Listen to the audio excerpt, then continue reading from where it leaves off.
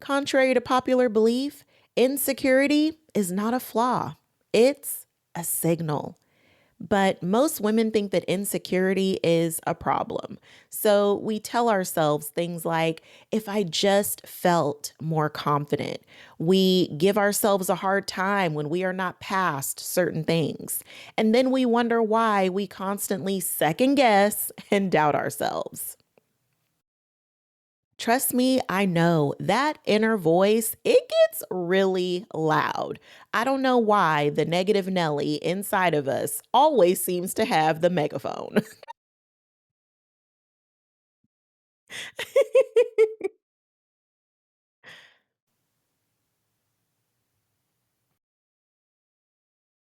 Insecurity is not a red flag that something is wrong with you.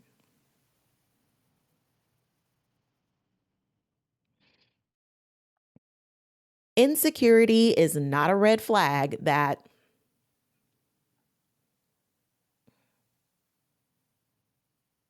insecurity doesn't mean that something is wrong.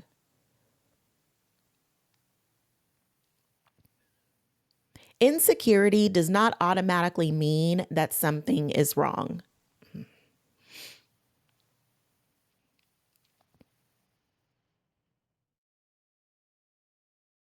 Insecurity does not mean that something is wrong. Insecurity doesn't mean something is wrong, even though we tend to feel bad about them or even be ashamed of our own insecurities. But that's not really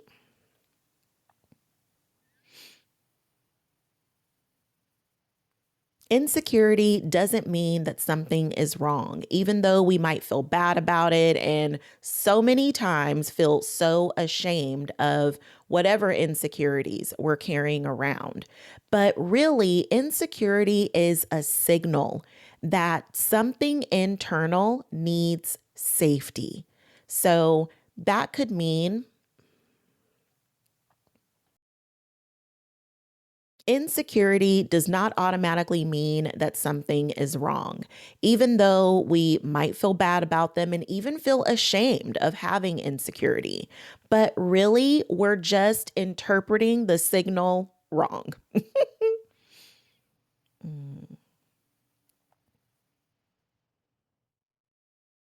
Insecurity does not necessarily mean that something is wrong, even if we're feeling bad about it or even ashamed. We are really just misinterpreting what insecurity really is. It's really just a signal that something internal needs safety. Maybe there's something within you that needs some additional support, and insecurity is really just waving at you trying to get your attention. It's like, hey, hey, over here, need a little help, need a little extra support. And the beautiful thing is, support is something you can give yourself. But before we dive further into how to support yourself, let's talk about where insecurity actually comes from. Because somewhere along the way, you learned it wasn't safe to trust yourself. I see this so many times with the women that I coach. There were bad relationships. So, what was interpreted from those bad relationships is that you're not good at picking a partner. So then you second guess yourself, even when there's blaring red flags all over the place. You're not sure if you can trust that you can identify red flags and move accordingly. Or maybe you see this when you're chasing your dreams or working to further build your career. Maybe you haven't always been consistent. You've started things and stopped, started and stopped. And you start interpreting those inconsistencies as failure. So then you learn that you can't trust yourself to be consistent instead of recognizing consistency is something that's built through repetition and continued practice. It's built through honing in on your craft or your skills or your talents. So, somewhere along the way, you learned you couldn't really trust yourself fully. But that isn't a flaw, it's just protection. You were doing your best to protect yourself. You learned how to adapt in order to survive. That's just a learned pattern. And guess what? We can learn some new patterns. And here's where I really invite you to grant yourself some grace because most women don't choose to disconnect from themselves. They do it because they had to adapt. Maybe you found yourself in a relationship where you were told that your needs weren't important. Or maybe you were taught that your emotions were just way too much. So, in order to protect yourself, you learned that it wasn't safe to share your emotions. So, you started to share them less and less. Or maybe somewhere along the line, you just stopped trusting your own intuition. So you learn to read the room and became a master at it instead of checking in with yourself. You learn to keep your voice quiet so that you wouldn't offend anyone or make anyone uncomfortable. And you really didn't want that label of being too much. So you decided to play small. You decided to be the background character in your own life. And it's so understandable because you were just trying to survive. So you learned how to play it safe. And it's no wonder you had to. But that again is just a learned pattern. And you can learn a whole new pattern. Insecurity isn't something to fix.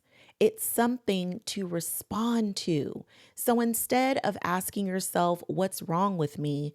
Ask yourself, where did I stop trusting myself?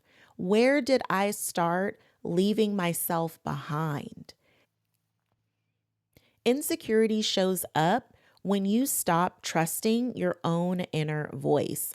As soon as you start doubting your own inner knowing, insecurity will definitely pop up because anytime you disconnect from your body, from your heart, insecurity is going to show up, not because you're weak, but because you are simply trying to survive and keep yourself safe. Insecurity is not a sign that there's something to be fixed. It is a sign that self trust has been broken and needs to be restored. It is your sign to reconnect back to you. It's a signal to get back in relationship with yourself. It is your relationship with you that needs to be nurtured. It is a signal to reconnect back to your body and notice what's coming up. When someone asks you for a favor, if you immediately get tense and stressed, your body is saying no. But if someone asks you a favor and you get excited or you feel full of joy or even ease, that is a sign that it's a yes for you. So, what is your body communicating to you that you've been overriding?